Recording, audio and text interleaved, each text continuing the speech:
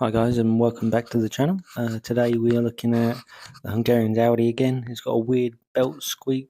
We think it's from the auxiliary belt, but this is why we're just having a little look at it to figure out what it is, where it's coming from.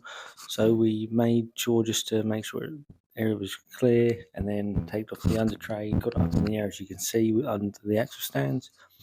Had a little look. We do believe it's the aux belt, so we're probably gonna get one on order and then get it fitted in a future video. So we'll keep you up to date, and then hopefully we'll be able to sort this weird belt squeak out for the Hungarian. It should be all fine and dandy. Anyway, thanks for watching guys. Remember to like, comment, subscribe, and I'll see you in the next video. And remember guys, if cabbage can, you can too.